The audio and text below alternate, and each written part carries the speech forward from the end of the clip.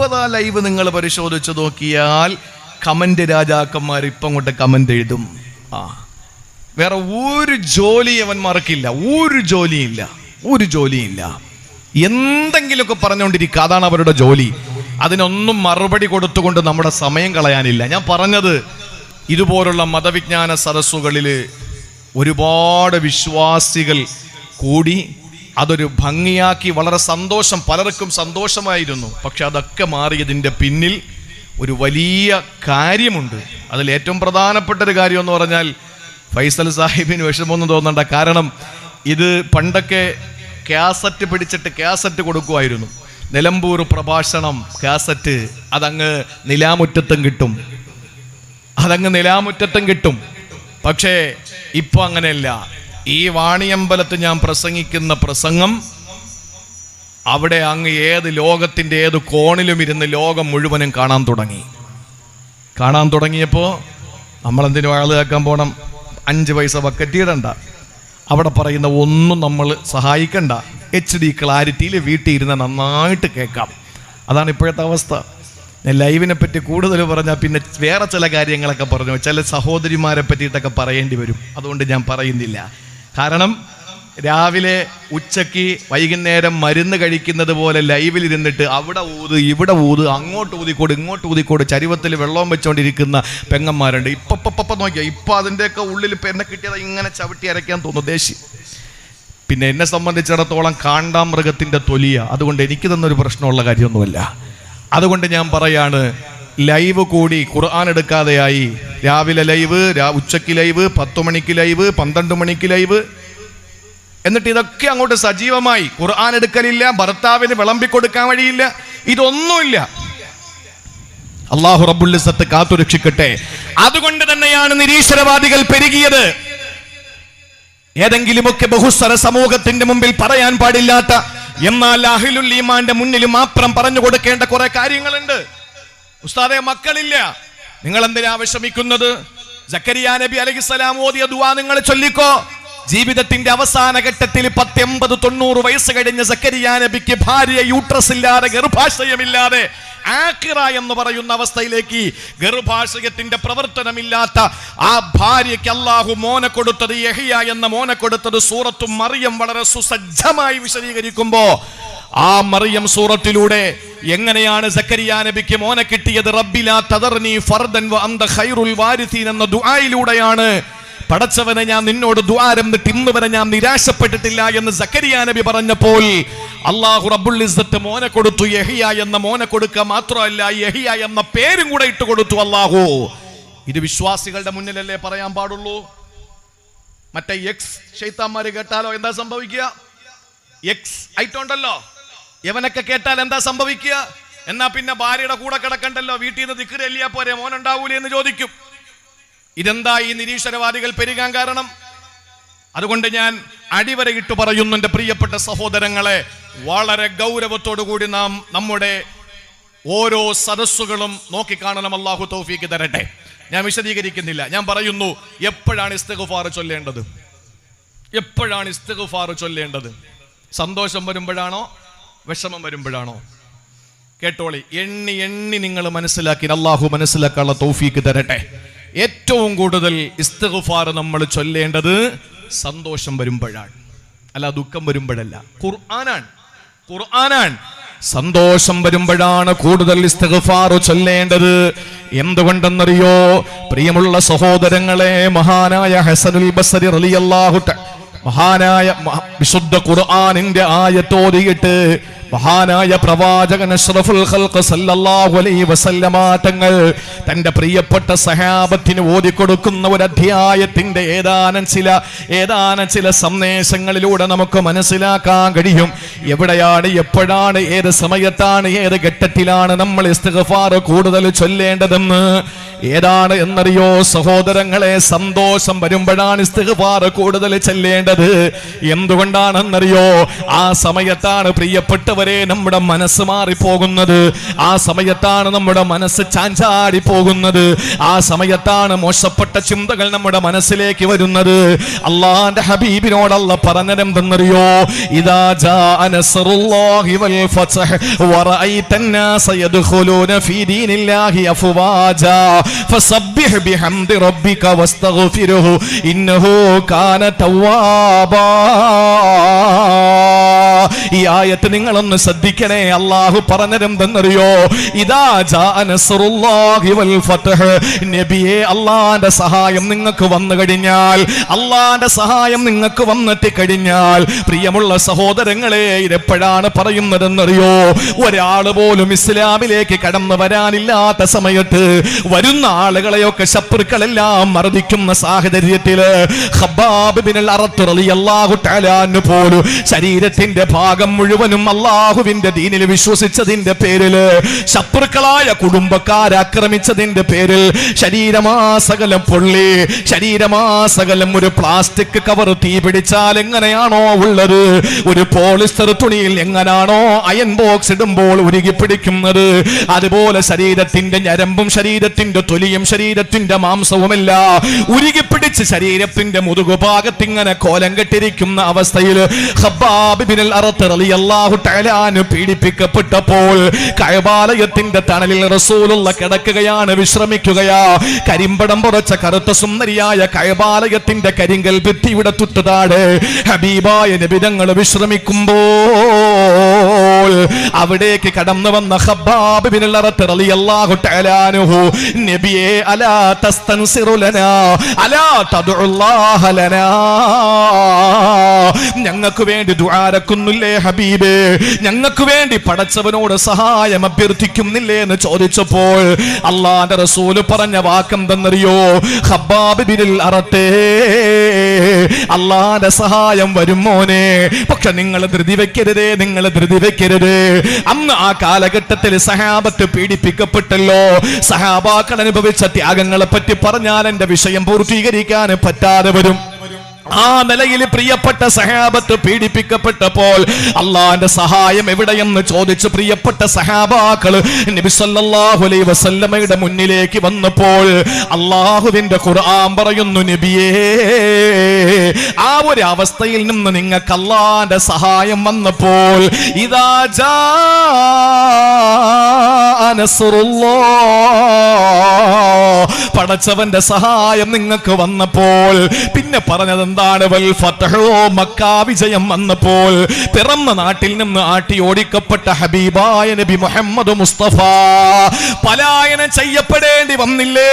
അവസാനം കുഞ്ഞുങ്ങളെ കണ്ടാൽ കുഞ്ഞുങ്ങളുടെ മുമ്പിൽ നിന്ന് വീട്ടിൽ നിന്ന് ഇറങ്ങിപ്പോകുന്ന കുടുംബനാഥനെ പോലെ കണ്ണ് മറയുന്നത് വരെ കഅബാലയത്തെ നോക്കി നോക്കി നോക്കി ഹിജറ പോയ ഹബീബ് അവസാനം ചോദിച്ചല്ലോ അന്നത്തെ താക്കോല് സൂക്ഷിപ്പുകാരനായ ഉസ്മാൻ ബിൻ മൽഊൻ, ഉസ്മാൻ എന്ന് പറയുന്ന ആളിനോട്, ഉസ്മാൻ എന്ന് പറയുന്ന ആളിന്, ഉസ്മാൻ ശൈബി എന്ന ആളിനോട് അല്ലാഹുവിന്റെ റസൂൽ ചോദിച്ചു, ഉസ്മാനെ, കഅബാലയത്തിന്റെ താക്കോലൊന്ന് തരുവോ? ഞാൻ 2 റക്അത്ത് നിസ്കരിച്ചിട്ട് പൊക്കോളാ.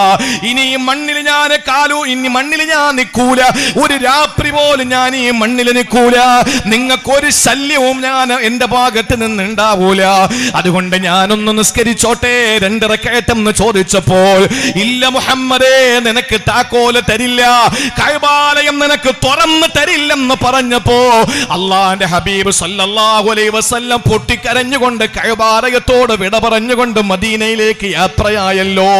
അള്ളാന്റെ ഹബീബിനോട് അല്ലാഹ് പറയുകയാണ്, വൽ ഫത്ഹു, നബിയേ, മക്കാ വിജയം നിങ്ങൾക്ക് വന്നു കഴിഞ്ഞാൽ, ആ അവസ്ഥയും മാറി നിങ്ങൾക്ക് മക്കാ വിജയം വന്നു, ഒരു നിമിഷം ഒന്ന് ഉത്തരവിട്ടാൽ ധീരന്മാരായ വില്ലന്മാരായ വില്ലാളി വീരന്മാരായ വിജിഗീഷുകളായ സഹാബാക്കള് അവിടെ ഒരുമിച്ച് കൂടിയ സത്യനിഷേധികളെ മുഴുവനും കൂട്ടക്കശാപ്പ് നടത്താൻ തന്റെ ഇടമുള്ള അതിനുള്ള സർവ്വസന്നാഹങ്ങളോടെ മക്കം ഫതഹിന്റെ ദിവസത്തിൽ വന്നപ്പോൾ ഇന്നാരോടും പ്രതികാരമില്ല, ഇന്നാരോടും വൈരാഗ്യമില്ല, ഇന്നാരോടും വൈമനസ്യമില്ല, വൈക്ലഭ്യമില്ല, വൈഷമ്യമില്ല, ആരോടും പകയില്ല, ദേഷ്യമില്ല, കോപമില്ല, ക്രോധമില്ല, ദേഷ്യമില്ല എന്ന് പറഞ്ഞിട്ട് പൊതുമാപ്പ് പ്രഖ്യാപിച്ച ഹബീബുണ്ടല്ലോ.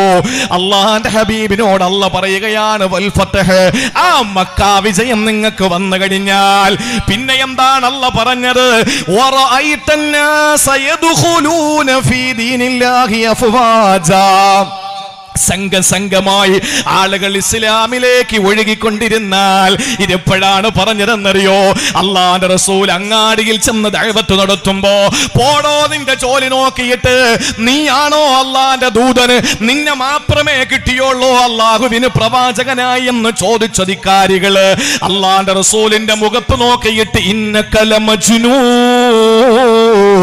നീ ഭ്രാന്തനാണ് മുഹമ്മദേ എന്ന് പറഞ്ഞ ആളുകള് അള്ളാന്റെ റസൂലിന്റെ ദഅവത്തും റിസാലത്തും നുബുവത്തും അംഗീകരിക്കാത്ത ഒരു സമൂഹം, ആ സമൂഹത്തിൽ നിന്ന് അള്ളാന്റെ ഖുർആൻ നബി തങ്ങളോട് പറയുന്നു വറഅയ്തന്നാസ യദ്ഖുലൂന ഫീ ദീനില്ലാഹി അഫ്വാജാ, സംഘമായി ഇസ്ലാമിലേക്ക് ആളുകൾ ഒഴുകിക്കൊണ്ടിരിക്കുമ്പോ സഹോദരങ്ങളെ ചിന്തിച്ചു നോക്ക്. വിശുദ്ധ ഖുർആനിന്റെ ആയത്തുകൾ മറന്നു പോകരുത്. അള്ളാഹുവിന്റെ സഹായം എവിടെയെന്ന് ചോദിച്ച പ്രിയപ്പെട്ട സഖാക്കളുടെ മുന്നിൽ, സഹാബത്തിന്റെ മുന്നിൽ അള്ളാന്റെ സഹായം വന്നു നബിയേ, വന്നു കഴിഞ്ഞാലെന്നല്ല പറഞ്ഞപ്പോ മക്കയിൽ നിസ്കരിക്കാനും മക്കയിൽ ഇബാദത്ത് എടുക്കാനും മക്കയിൽ കഴിയാനും അവസരം കൊടുക്കാത്ത സത്യനിഷേധികൾ അവരുടെ മുന്നിലേക്ക് മക്ക വിജയമെന്ന അത്ഭുതകരമായ വിജയത്തിന്റെ വെന്നിക്കൊടി പാറിപ്പിച്ചുകൊണ്ട് റസൂലുള്ള കടന്നു വന്നപ്പോൾ ആ വിജയത്തെ മുൻനിർത്തിയിട്ടല്ല പറയുകയാ, ആളുകളെ ചെവിയിൽ വിരലുകൾ കുത്തിക്കയറ്റിയിട്ട് ഞങ്ങൾക്ക് ഇത് കേൾക്കണ്ടെന്ന് പറഞ്ഞു പോയ ആളുകളുടെ മുമ്പില് അവർ ഓരോരുത്തർ ഇസ്ലാമിലേക്ക് കടന്നു വരാൻ തുടങ്ങിയപ്പോൾ അല്ല നബി തങ്ങളോട് പറഞ്ഞത് എന്തെന്നറിയോ? നേരത്തെ പറഞ്ഞ ഏതെങ്കിലും ഒരു ഘട്ടത്തിൽ പറയാത്തൊരു കാര്യം അല്ല ഇപ്പോഴും പറഞ്ഞിരിക്കുകയാ. എന്താ അല്ല പറഞ്ഞത്? ഫസബ്ബിഹ് ബിഹംദി റബ്ബിക വസ്തഗ്ഫിർഹു, നബിയേ അങ്ങ് ഇസ്തിഗ്ഫാർ ചൊല്ലിക്കോ റസൂലേ.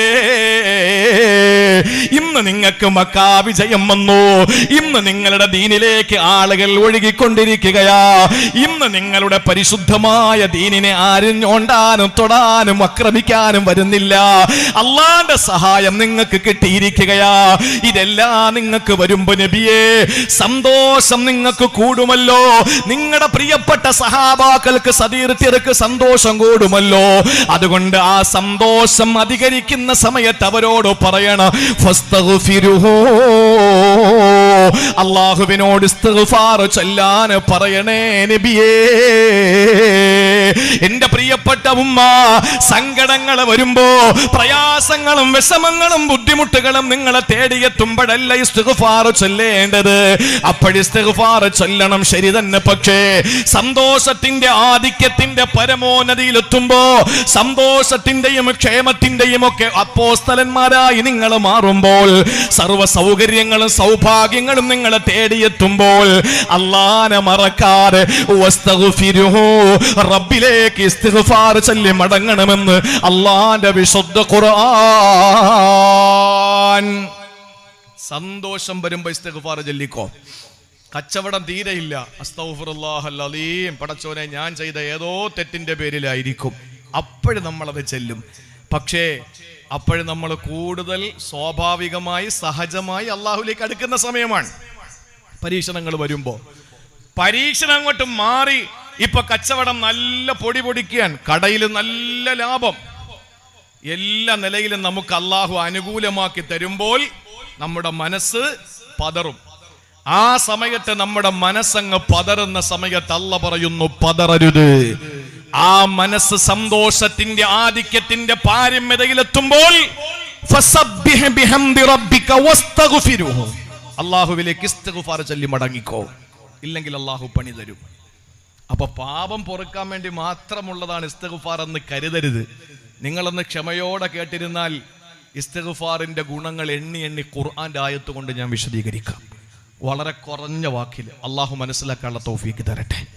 സിറാത്തും ഖബറും സ്വർഗവും നരകവും ഒക്കെ എത്ര കൊല്ലം കൊണ്ട് കേൾക്കുക. പെണ്ണുങ്ങൾക്ക് ഇഷ്ടം ഖദീജ ബീവിയുടെ കല്യാണം, ആയിഷ ബീവിയുടെ മരണം, ഫാത്തിമ ബീവിയുടെ മണിയറ, സിറാത്ത്, സ്വർഗം, നരകം, ഇതൊക്കെയാണ് ഇഷ്ടം. അത് പ്രഭാഷകർക്കും പറയാൻ അത് തന്നെയാണ് സന്തോഷം. കാരണം എന്താണ്? നന്നായിട്ട് പറയാം, സദസ്സിനെ ഇരിക്കുന്ന മുഴുവൻ സദസ്യരെയും കരയിപ്പിക്കാം, എല്ലാം ചെയ്യാം. പക്ഷെ എത്ര നാളുകൊണ്ട് സുഖിച്ച് സന്തോഷിച്ചതൊക്കെ കേട്ട് നമ്മൾ കോരിത്തരിച്ച് രോമാഞ്ചത്തോടെ പോയി. ഇനി അതിനുള്ള ടൈമല്ല. ഇനി വളരെ ഏറ്റവും അർത്ഥവത്തായ ഏറ്റവും വലിയ പ്രധാനപ്പെട്ട വിഷയങ്ങളെ പറ്റി പഠിക്കേണ്ട സമയമാണ്. ആ സമയം കൃത്യമായി നമ്മൾ ഉപയോഗിക്കണം. അള്ളാഹു തൗഫീക്ക് നൽകി അനുഗ്രഹിക്കുമാറാവട്ടെ. അതുകൊണ്ട് സഹോദരങ്ങളെ, സന്തോഷത്തിന്റെ ആധിക്യത്തിൽ നമ്മൾ പറയണം, ഇസ്തിഗ്ഫാർ ചൊല്ലണം. അള്ളാഹു അതിന് തൗഫീക്ക് നൽകി അനുഗ്രഹിക്കുമാറാവട്ടെ. സന്തോഷം വരുമ്പോൾ നമ്മൾ ഇസ്തിഗ്ഫാർ ചെയ്യണം. ഒന്ന്, ഇനി നമുക്ക് ദിവസങ്ങളിൽ ഇഷ്ടം പോലെ സമയം വരുമല്ലോ. എപ്പോഴാണ് നമ്മൾ ഇസ്തിഗ്ഫാർ ചെല്ലേണ്ടത്? ഒരു ദിവസം ഏത് സമയത്ത് ഇസ്തിഗ്ഫാർ ചെല്ലിയാലാ കൂടുതൽ നമുക്ക് അള്ളാഹുവിന്റെ അനുഗ്രഹം ഉണ്ടാവുക? ഭൗതിക നേട്ടം എന്തായാലും കേട്ടിട്ടേ പോകാവൂ. ഇസ്തിഗ്ഫാർ ചെല്ലിയാലുള്ള ഭൗതിക നേട്ടം കേൾക്കാതെ ആരും പോകരുത്. കാരണം ഇതൊക്കെ ആഖിറത്തിൽ കിട്ടുന്ന കാര്യമാണ്. ദുനിയാവിൽ കിട്ടുന്ന കാര്യങ്ങൾ വരാൻ പോകുന്നേ ഉള്ളൂ. അത് ഞാൻ മനഃപൂർവ്വം പിന്തിച്ചതാണ്. എന്റെ പ്രിയമുള്ള സഹോദരങ്ങളെ, ഏത് സമയത്താണ് കൂടുതൽ ഇസ്തിഗ്ഫാർ ചൊല്ലേണ്ടതെന്നറിയോ? ഏത് സമയത്താണ്? വിശുദ്ധ ഖുർആൻ നിങ്ങൾ നോക്ക്. അല്ലാഹു പറയുന്നുണ്ട്, അസ്സാബിരീന വസ്സാദിഖീന വൽഖാനിതീന വൽമുൻഫിഖീന വൽമുസ്തഗ്ഫിരീന ബിൽ അസ്ഹാർ. സത്യവിശ്വാസികൾ, അള്ളാഹുവിന്റെ ദാസന്മാര്, അള്ളാഹുവിന്റെ ഇഷ്ടഭാചനങ്ങളെ പ്രേമഭാചനങ്ങളെ വിശദീകരിക്കുന്ന സ്ഥലത്ത് അള്ളാന്റെ ഖുർആൻ പറയുകയാണ്. സൂറത്തു ആലി ഇംറാനിന്റെ ആയത്താണ്. അല്ലാഹ് പറയുന്നു, അസ്സാബിരീ, അല്ലാഹ് കൊടുക്കുന്ന സകല പരീക്ഷണങ്ങളെയും നേരിടാൻ ക്ഷമയോടെ പിടിച്ചു നിൽക്കുന്നവനാ. വസ്സാദിഖീന, നാക്കെടുത്താൽ കളവ് പറയാത്ത സത്യസന്ധനാ. വൽഖാനിതീൻ, അല്ലാഹുവിലേക്ക് ലയിച്ചു ചേരുന്നവനാണ്, അവനിലേക്ക് പശ്ചാത്തപിച്ച് കേരിച്ചു മടങ്ങുന്നവനാ. അല്ലാഹുവിനും അവന്റെ വിശുദ്ധമായ ദീനിനും വേണ്ടിയിട്ട് സാമ്പത്തികമായ സഹായം ചെയ്യുന്നവനാ. വൽമുസ്തഗ്ഫിരീന ബിൽ അസ്ഹാർ, സഹറിന്റെ സമയത്ത് ഇസ്തിഗ്ഫാർ ചൊല്ലുന്നവനാ. ഏതാണ് സഹറിന്റെ സമയമെന്നറിയോ? വിശുദ്ധ ഖുർആനിന്റെ അല്ലാഹു ഇസ്തിഗ്ഫാർ ചൊല്ലേണ്ട സമയം പറഞ്ഞത് സഹറിന്റെ സമയമാണ്. ഏതാണ് സഹറിന്റെ സമയമെന്നറിയോ? പ്രിയപ്പെട്ടവരെ, നോമ്പ് കാലത്ത് അത്താഴം കുടിക്കുന്നത് എപ്പോഴാ? സുബഹി നിസ്കാരത്തിന്റെ ബാങ്ക് കേൾക്കുന്നതിന് കുറച്ചു മുമ്പല്ലേ നമ്മൾ എഴുന്നേറ്റുകൊണ്ട് അത്താഴം കഴിക്കുന്നത്? അതല്ലേ സഹറിന്റെ സമയമെന്ന് പറയുന്നത്? അള്ളാഹുവിന്റെ ഖുർആൻ പറയുന്നു, എപ്പോഴാണ് ഇസ്തിഗ്ഫാർ ചൊല്ലേണ്ടതെന്നറിയോ? രാത്രിയുടെ 3-ാം യാമത്തിലാണ്. നേരത്തെ കിടന്നുറങ്ങിയിട്ട് നേരത്തെ എഴുന്നേക്കണേ. തഹജ്ജുദിന്റെ സമയത്ത് എഴുന്നേറ്റിരുന്നു കൊണ്ട് പടച്ചവന്റെ മുന്നിലേക്ക് കരങ്ങൾ നീട്ടിയിട്ട് അസ്തഗ്ഫിറുല്ലാഹൽ അലീം, ഇത് പറയുന്ന ഒരു വിശ്വാസിക്ക് അല്ലാഹു കൊടുക്കുന്ന സർട്ടിഫിക്കറ്റ് എന്തെന്നറിയോ? അവൻ യഥാർത്ഥ ദാസനാണ്, അവന് സത്യസന്ധനായ അടിമയാണ്. എന്നിട്ട് അല്ലാഹുവിന്റെ റസൂൽ പറഞ്ഞതെന്തെന്നറിയോ? ആരാണ് പ്രിയപ്പെട്ടവരെ? ഹബീബായ നബി തങ്ങൾ പറയുമ്പോ, നക്ഷത്ര തുല്യരായ സഹാബത്ത് പ്രവാചകന്റെ തലയിലൊരു പ്രവാചകൻ അവരുടെ മുന്നിൽ പ്രസംഗിക്കുമ്പോ അവരുടെ തലയിലൊരു പ്രാവ് വന്നിരുന്നാൽ തലയനക്കിയാൽ പ്രാവ് പറന്നു പോകുമോ എന്ന ആശങ്കയോടെ അല്ലാഹുവിന്റെ തിരുദൂതരുടെ മുന്നിൽ കണ്ണിമ വെട്ടാറ് അല്ലാഹുവിന്റെ ഹബീബിന്റെ റിസാലത്തിന്റെ പൊൻചമ്പകപ്പൂ ചുണ്ടിലേക്ക് നോക്കിയിരിക്കുമ്പോ അവരോട് മുത്തു ഹബീബ് പറഞ്ഞു കൊടുക്കുകയാണ്, യൻസിലു റബ്ബുനാ, നമ്മുടെ പടച്ചവന് ഇറങ്ങി വരുന്നത് എപ്പോഴെന്നറിയോ? സഹോദരങ്ങളെ, അല്ല ഇറങ്ങി വരിക എന്ന് പറഞ്ഞാൽ അല്ലാഹുവിന്റെ സാമീപ്യം ഉണ്ടാവുക എന്നാണ്. അത് എപ്പോഴെന്നറിയോ? കുല്ല ലൈലത്തിൻ മിനസ് സമാഇ ദുനിയാ, ഒന്നാം ആകാശത്ത് എല്ലാ രാത്രികളിലും അല്ലാഹുവിന്റെ സാമീപ്യമുണ്ട്. എപ്പോഴാണെന്നറിയോ? രാത്രിയുടെ 3 കഴിയുമ്പോൾ, അഥവാ രാത്രിയുടെ 3-ാം യാമത്തിൽ അല്ലാഹുവിന്റെ ഹബീബ് പറയുന്നു, പടച്ചവന്റെ സാന്നിധ്യമുണ്ടത്രേ. എന്നിട്ട് അവന് ചോദിക്കുന്ന ചോദ്യം എന്തെന്നറിയോ? ആരാണോ എന്നോട് ഇസ്തിഗ്ഫാർ ചോദിക്കുന്നത് ഞാൻ അവന് പുറത്തു കൊടുക്കാം. എനിക്ക് നിങ്ങളോട് പറയാനുള്ളത് ഒരു ചെറിയ കഥയാണ്. മഹാനായ യാക്കൂബ് നബി അലൈഹിസ്സലാമിനെ അറിയോ? ആരാണ് യാക്കൂബ് നബി എന്നല്ലേ? ജീവിതത്തിൽ ഒരുപാട് പരീക്ഷണങ്ങൾ നേരിട്ട പ്രവാചകനാ. തന്റെ പൊന്നുമോന് യൂസുഫ് നബി അലൈഹിസ്സലാം ചെറിയ പ്രായത്തിൽ തന്റെ മുന്നിൽ നിന്ന് മക്കൾ അടർത്തിക്കൊണ്ടുപോയി. അള്ളാഹുവിന്റെ പ്രവാചകൻ യാക്കൂബ് നബി അലൈഹിസ്സലാമിനെ കൺമുമ്പിൽ നിന്ന് യൂസുഫ് എന്ന പൊന്നുമോന് സ്നേഹനിധിയായ സൗന്ദര്യത്തിന്റെ നിറകുടമായ ആ പൊന്നുമോനെ പിടിച്ചുകൊണ്ടുപോയിട്ട് പൊട്ടക്കിണറ്റിലേക്ക് നിഷ്കരണം വലിച്ചെറിയുകയാ. എന്നിട്ട് ആ പൊന്നുമോന്റെ കുപ്പായത്തിൽ ആടിനറുത്ത എടുത്തിട്ട് അതിന്റെ ചോര അതിലോട് ചേർത്ത് വെച്ചിട്ട് വാപ്പാന്റെ കയ്യിൽ കൊണ്ട് കൊടുത്തിട്ട് പറഞ്ഞു, വാപ്പാ ഞങ്ങളുടെ പൊന്നുമോനെ ചെന്നായ പിടിച്ചു എന്ന്. ആ വാപ്പ പറഞ്ഞത് എന്താണ്? ഫസബുറുൻ ജമീൽ, ഞാൻ ക്ഷമിക്കുകയാണ് മക്കളെ, ക്ഷമിക്കുകയാ. ഇന്നമാഷ്കൂബത്തി വഹുസ്നി ഇലല്ലാഹ്, എന്റെ ദുഃഖങ്ങൾ സർവ്വതും ഞാൻ എന്റെ പടച്ചവനെ ഏൽപ്പിക്കുകയാണ് പൊന്നുമക്കളെ. അത് കഴിഞ്ഞിട്ട് ബിന്യാമീനെ കൂടെ വീട്ടിൽ നിന്ന് പിടിച്ചു കൊണ്ടുപോയി.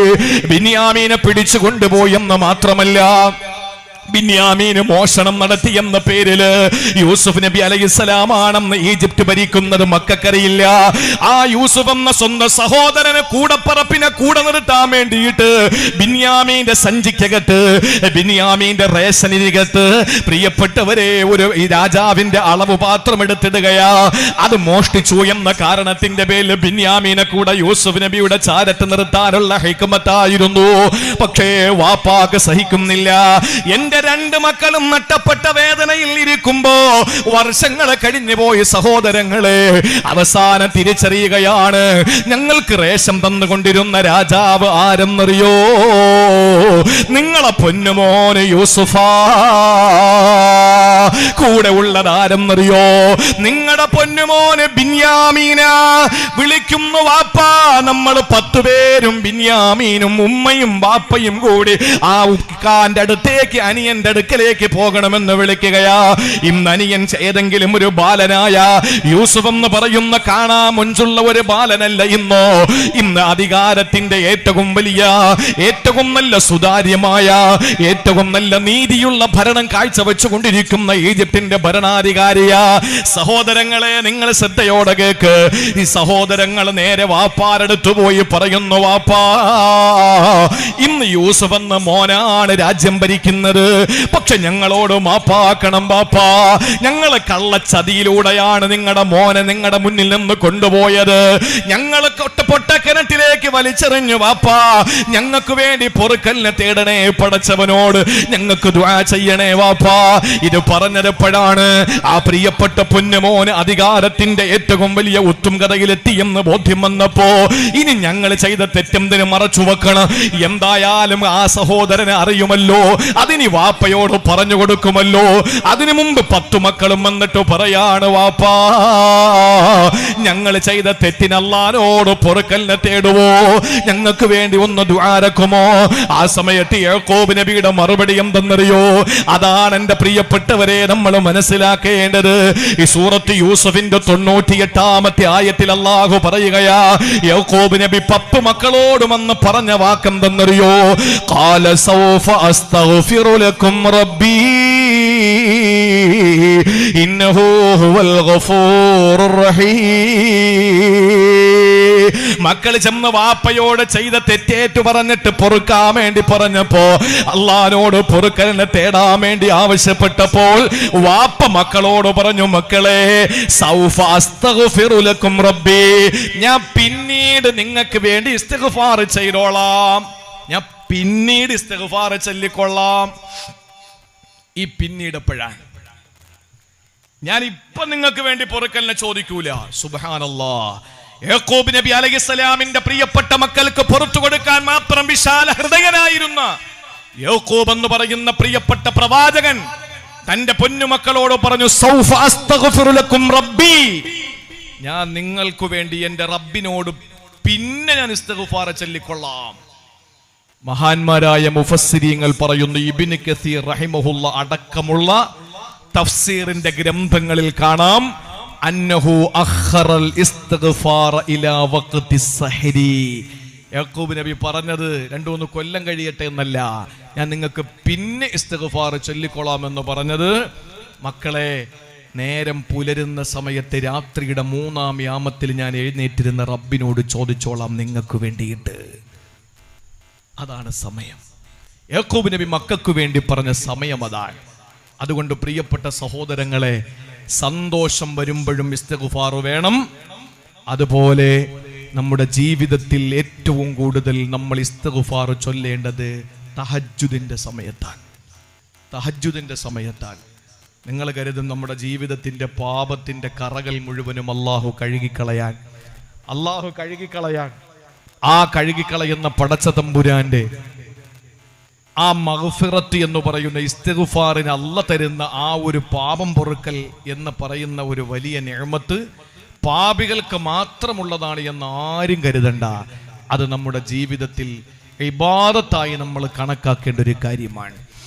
തെറ്റ് സംഭവിച്ചു പോയാൽ, എന്തെങ്കിലും ഒരു തെറ്റ് സംഭവിച്ചു പോയാൽ ഞാൻ പിന്നെ ഇസ്തിഗ്ഫാർ ചൊല്ലിക്കോളാമെന്നോ അല്ലെങ്കിൽ കുറേ ദിവസം കഴിയട്ടെ, ഇപ്പൊ സാധാരണ ഇപ്പോഴാരെങ്കിലും ഒക്കെ തെറ്റ് ചെയ്യാൻ വേണ്ടി അങ്ങനെ പറയുമെന്ന് എനിക്കറിയില്ല. റമളാന് മുമ്പൊക്കെ ആണെങ്കിൽ എല്ലാവരും പറയുന്നത് റമളാനൊക്കെ വരികയല്ലേ, അപ്പൊ റമളാനിൽ അള്ളാഹുവിനോട് പൊറുക്കലിനെ തേടിക്കൊള്ളാം. ആദ്യത്തെ 10 കഴിയുമ്പോൾ പറയും എന്തായിരുന്നാലും 3-ാമത്തെ 10 വരെയല്ലേ, 3-ാമത്തെ 10 നമ്മൾ പറയുന്നത് 27 രാവ് വരട്ടെ. അങ്ങനെ നീണ്ട് നാളെ നീളെ പോയി അവസാനം പശ്ചാത്തപിക്കാൻ നമുക്ക് കഴിയില്ല. അല്ലാഹ് പറഞ്ഞ എന്താണെന്നറിയോ?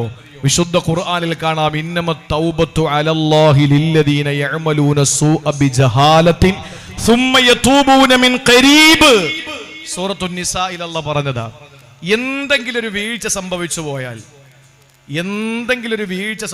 പോയാൽ യതൂബൂന മിൻ ഖരീബ്, ആ നിമിഷം അല്ലാഹുവിലേക്ക് ഇസ്തിഗ്ഫാർ ചെല്ലണം. എന്താ കാര്യം എന്നറിയോ? നമ്മുടെ എല്ലാ കാര്യങ്ങളും എഴുതാൻ 2 മലക്കുകൾ ഇരിപ്പുണ്ട്. ഏതൊക്കെയാ? ഒന്ന് സ്വാഹിബുൽ യമീൻ വലതുപക്ഷം, 2 സ്വാഹിബു ഷിമാൽ ഇടതുപക്ഷം. കേരള രാഷ്ട്രീയത്തിന്റെ വലതുപക്ഷം ഇടതുപക്ഷത്തിന്റെ കാര്യമല്ല ഈ പറയുന്നത്. എല്ലാവർക്കും സ്വാഹിബുൽ യമീനും ഉണ്ട്, സ്വാഹിബു ഷിമാലും ഉണ്ട്, വലതുപക്ഷവും ഇടതുപക്ഷവും. രാഷ്ട്രീയവും സംഘടനകളൊക്കെ മത്സരിക്കുന്നത് നല്ലതിനാണ്, അതൊക്കെ നല്ലതിനാണ്. എന്തുകൊണ്ടാണ്? വികസനം ഉണ്ടാവും, ഒരുപാട് നല്ല പ്രവർത്തനങ്ങൾ നടക്കും, ഇതൊക്കെ നടക്കും. താനൂരിലെ പാവപ്പെട്ട സഹോദരങ്ങൾ, പാവപ്പെട്ട സഹോദരിമാര്, സൈദലവി എന്ന പേരുള്ള സഹോദരന്റെ ചിത്രമാണ് ഇന്നത്തെ ദിനപത്രങ്ങളുടെ ഫ്രണ്ട് പേജിൽ കൊടുത്തിരിക്കുന്നത്. 4 പൊന്നുമക്കളും പ്രിയപ്പെട്ടവളും ഇല്ലാത്ത വീടിന്റെ നിർമ്മാണം തുടങ്ങിയിരിക്കുന്ന തറയിൽ ആ പ്രിയപ്പെട്ട ഭാര്യയുടെയും 4 പൊന്നുമക്കളുടെയും മയ്യത്ത് കൊണ്ടുവച്ച് താൽക്കാലികമായി ഉണ്ടാക്കിയ ഷെഡിനകത്ത് തന്റെ പ്രിയപ്പെട്ട ഭാര്യയുടെയും 4 മക്കളുടെയും മയ്യത്ത് കാത്തിരുന്ന സൈദലവി എന്ന് പേരുള്ള സഹോദരനെ ഒരുപാട് സങ്കടത്തിന്റെയും കണ്ണുനീരിന്റെയും മധ്യേ കൊണ്ടുവന്ന് പ്രിയപ്പെട്ട 4 മക്കളുടെയും ചേതനകെട്ട ശരീരം കാണിച്ച്, തന്റെ പ്രിയപ്പെട്ടവളുടെ ശരീരം കാണിച്ചിട്ട് മുഖം കാണിച്ചിട്ട് തിരിച്ചു കൊണ്ടുപോകുന്ന ഒരു രംഗുണ്ട്. സിറാജ് എന്ന് പറയുന്ന സഹോദരന്റെ ഭാര്യയും 3 മക്കളും വെള്ളത്തിലേക്ക് മുങ്ങിപ്പോയി. തന്റെ പ്രിയപ്പെട്ട 3 മക്കളുടെയും സിറാജ് എന്ന് പറയുന്ന സഹോദരൻ തന്റെ പ്രിയപ്പെട്ട ഭാര്യയുടെയും മയ്യത്ത് കാണുന്ന ഒരു വല്ലാത്ത വികാര നിമിഷമുണ്ട്. എങ്ങനെയാ സഹിക്കുക? ഒന്ന് ആലോചിച്ച് നോക്കിയേ. ആരെങ്കിലും വന്നിട്ട് ഈ ബോട്ടിൽ പോയവരുടെ ലിസ്റ്റ് എടുക്ക്, ഒന്ന് നോക്കട്ടെ. അവർ ഏതെങ്കിലും മതവിഭാഗത്തിൽപ്പെട്ടവരാണോ എന്ന് ചിന്തിച്ചുകൊണ്ട് നിന്നോ? ഇല്ല, അവര് ചാടിയിറങ്ങി. അവർക്ക് കഴിയുന്ന നിലയിൽ അവരെല്ലാവരും പരിശ്രമിച്ചുകൊണ്ട് രക്ഷപ്പെടുത്താൻ പരമാവധി ശ്രമിച്ചു. പക്ഷേ അള്ളാഹുവിന്റെ വിളി വന്നാ പോകണമല്ലോ. അത് വെള്ളത്തിലാണെങ്കിലും വായുവിലാണെങ്കിലും അത് മണ്ണിലാണെങ്കിലും വിണ്ണിലാണെങ്കിലും അള്ളാന്റെ വിളി വന്നാ പോയേ മതിയാവുള്ളൂ. അങ്ങനെ താനൂർ എന്ന് പറയുന്ന പ്രദേശം ഇന്ത്യയുടെ പ്രധാനമന്ത്രി പോലും അപലപിച്ചുകൊണ്ട് അനുശോചനം രേഖപ്പെടുത്തിക്കൊണ്ട് കേരളത്തിന്റെ ചീഫ് മിനിസ്റ്ററും ഓപ്പോസിഷൻ ലീഡറും ഒക്കെ താനൂരിലേക്ക് കടന്നു വന്ന് പാണക്കാട് സയ്യിദ് സാദിഖ് അലി ശിഹാബ് തങ്ങളടക്കമുള്ള കേരളത്തിന്റെ വിവിധ രാഷ്ട്രീയ നേതാക്കന്മാരെ മുഴുവനും ഓടിയെത്തി. ആ പാവപ്പെട്ട മരണപ്പെട്ടു പോയ സഹോദരങ്ങളുടെ കുഞ്ഞുമക്കളുടെ സഹോദരിമാരുടെ കുടുംബാദികളെ പേരിന് നീതിക്ക് വേണ്ടി ഒരു ചെറിയ ആശ്വാസ വാക്ക് പറയാൻ വന്നു. എന്തു പറഞ്ഞ് ആശ്വസിപ്പിക്കാനാ?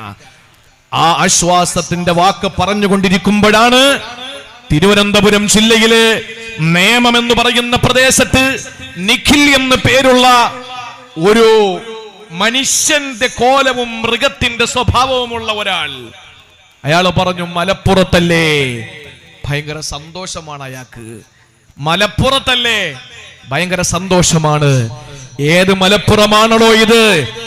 കരിപ്പൂര് വിമാനത്താവളത്തില്, ഇന്റർനാഷണൽ വിമാനത്താവളത്തിൽ വിമാന ദുരന്തമുണ്ടായപ്പോൾ ഓടിയെത്തിയത് മലപ്പുറത്തിന്റെ മക്കളായിരുന്നു. ആ മക്കൾ വന്നിട്ട് അവിടത്തെ ചാർട്ട് നോക്കിയില്ല. വിമാനത്തിൽ സഞ്ചരിച്ചിരുന്നത് ആരാണ്? മുസ്ലിങ്ങളായിരുന്നു, അവരെ മാത്രമേ എടുക്കുള്ളൂ എന്ന് മലപ്പുറത്തിന്റെ മക്കൾ ഒരിക്കലും പറഞ്ഞിരുന്നില്ല. പറയാൻ അവർക്ക് കഴിയില്ല. കാരണം അവർ വിവരമുള്ളവരാണ്, മനുഷ്യരാണ്.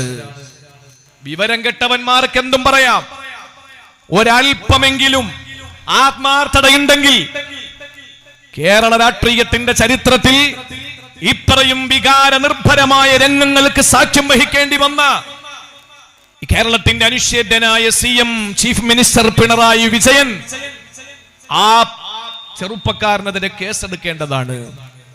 കാരണം ഇങ്ങനെ ദുരന്തങ്ങളിലും അപകടങ്ങളിലും പെടുന്ന ആളുകളുടെ മതവും ജാതിയും സംഘടനയും രാഷ്ട്രീയവും നോക്കുന്നത് വലിയ അപകടങ്ങളിലേക്ക് പോകും, വലിയ അപകടങ്ങളിലേക്ക് പോകും. ഞാൻ പറഞ്ഞു വന്നത്, വളരെ മോശമായ നിലയിലുള്ള പദപ്രയോഗങ്ങൾ നടത്തി. മലപ്പുറത്തല്ലേ ഒരു ഹിന്ദുവെന്നോ ക്രിസ്ത്യാനിയെന്നോ മുസ്ലിമെന്നോ ആരെങ്കിലും ചിന്തിക്കുമോ? 10 മാസം പ്രായമുള്ള കുഞ്ഞ് വെള്ളത്തിൽ വീണ് ചെളിയിൽ മുങ്ങിപ്പോയി. ആ കുട്ടിയെ പൊക്കിയെടുത്ത്, ഒരു കുട്ടി ജീവിതത്തിൽ ഒരുപാട് ആഗ്രഹിച്ചിരുന്ന അവസാനം കിട്ടിയ ഒരു പൊന്നുമോള്, ആ പൊന്നുമോളെ രക്ഷപ്പെടുത്താൻ കഴിഞ്ഞില്ല. വാപ്പ വെള്ളത്തിൽ വീഴുമ്പോഴും വാപ്പ നോക്കുന്നത് തന്റെ പൊന്നുമോളെ രക്ഷപ്പെടുത്തിയിട്ട് ഞാൻ മരിച്ചാലും കുഴപ്പമില്ലെന്നുള്ള ചിന്തയാ. പക്ഷേ പലരെയും രക്ഷപ്പെടുത്തിയിട്ടും ആ പ്രിയപ്പെട്ട സഹോദരൻ നോക്കുമ്പോ തന്റെ പൊന്നുമോക്ക് പകരം ആ പൊന്നുമോളുടെ ജാക്കറ്റ് ഇങ്ങനെ ഒഴുകി നടക്കുകയാ. ആ നിമിഷം ഒന്ന് ആലോചിച്ച് നോക്കൂ. എങ്ങനെയെങ്കിലും രക്ഷപ്പെടുത്താൻ അവന്റെ അവസാന ശ്രമങ്ങൾ വരെ നടത്തുമ്പോഴും എൻ്റെ പ്രിയമുള്ള സഹോദരങ്ങളെ, കഴിയാതെ പോയ കേരളത്തിലെ ഏറ്റവും വലിയ ദുഃഖത്തിന്റെ, ഏറ്റവും വലിയ കണ്ണുനീർ കടലായി മാറിയ താനൂരിലെ ഈ സമയം, അള്ളാഹു അവിടെ രക്തസാക്ഷികളായ, അവിടെ മരണപ്പെട്ടു പോയ നമ്മുടെ പ്രിയപ്പെട്ട സഹോദരങ്ങൾക്ക് അള്ളാഹു ഷഹീദിന്റെ കൂലി കൊടുക്കുമാറാവട്ടെ. അള്ളാഹു ഇനി ശേഷിക്കുന്ന എല്ലാവർക്കും നല്ല ആഫിയത്തുള്ള ദീർഘായുസ് കൊടുക്കട്ടെ. കുടുംബത്തിന് അള്ളാഹു സമാധാനം കൊടുക്കട്ടെ, ക്ഷമ കൊടുക്കട്ടെ.